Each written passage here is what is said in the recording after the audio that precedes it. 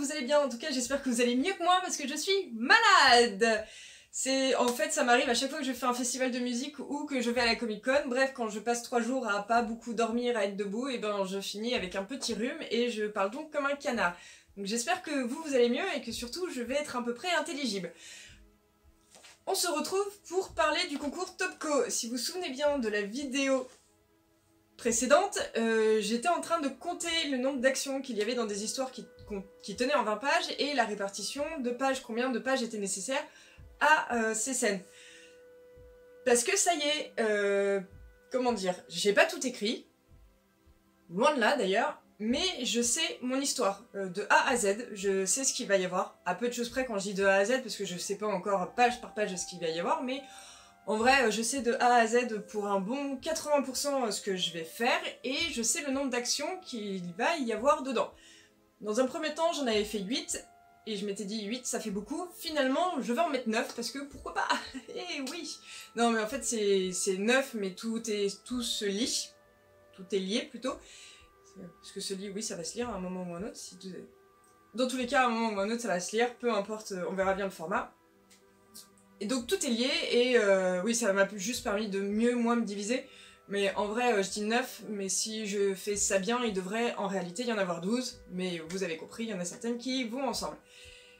Et donc ces 8 ou 9 actions, j'ai dû les répartir. Et c'est justement en fait cette répartition page par... enfin, de groupe de pages pour chaque action, ça m'a permis de me rendre compte que bah non, j'allais pas faire 8, j'allais faire 9.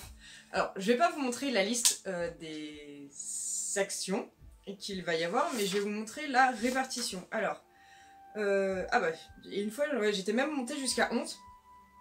Un 11 vraiment détaillé, et ça ne fonctionnait pas.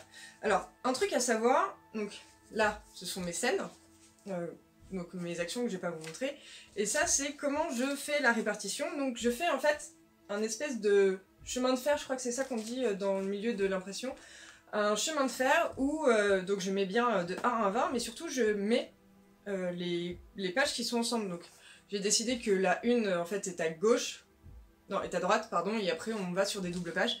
Pourquoi aussi c'est intéressant de faire ça, je sais pas si vous voyez bien, ouais, on va dire que vous avez bien vu. Pourquoi c'est intéressant de voir ça? Parce que ça permet aussi de voir est-ce que je peux mettre sur une page paire, alors que je me trompe pas, sur une page paire une scène et sur une page une autre scène, ou est-ce que vaut mieux que ça soit au moins une page, enfin une double page sur une même scène, et quand on tourne, quand on va tourner, est-ce que je peux passer une autre page? Parce que c'était un des trucs que Bendis avait dit. Évidemment, souvent il faut un cliffhanger à la fin de chaque numéro pour donner envie de lire le suivant, mais la chose idéale, ça serait limite avoir un mini cliffhanger à la fin de votre double page pour avoir envie de tourner la page. Des fois oui ça se fait, des fois ça se fait pas, mais pour faire ma répartition et pour voir combien de pages j'allais attribuer à chaque scène, j'avais besoin en fait de ce chemin de fer. Et c'est comme ça que je travaille. En vrai je suis très carré, parfois un peu trop, et très mathématique. Donc là c'est ce que je n'ai pas retenu. Et vous voyez, donc les numéros ce sont les pages et les lettres ce sont les scènes.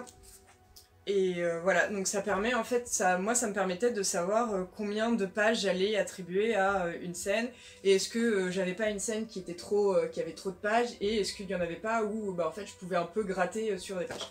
Donc ça je crois que ça ne tient pas. Ça, est-ce que ça tient ça? Bah oui, ça tient. Donc je vais pas vous montrer. Allez, si je vais vous montrer ça. Oh, comment faire? Ça, je vous montre pas ça. Je me demande si je vous ai pas montré le truc final. Non. Non, c'est ça, ouais. Allez, donc, putain, pardon. Faut que je plie dans tous les sens et que je vous montre pas le vrai truc. Wow, pire. Allez, c'est pas grave. Je peux vous montrer au moins la répartition. Alors, vous voyez, j'avais fait une deuxième répartition. Et là, j'avais même mis en pointillé, donc à partir de la page 11, pour en gros me dire bah là en fait je suis arrivée à la moitié, donc où est-ce que j'en suis?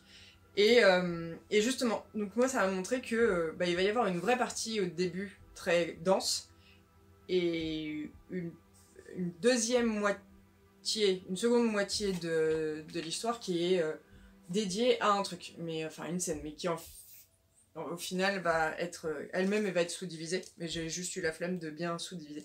Donc voilà, donc je mets des LED dans des rectangles et des rectangles qui ont des numéros. Mais tout ça pour dire que, en fait, j'ai commencé à écrire et j'ai écrit déjà 3 pages sur 20.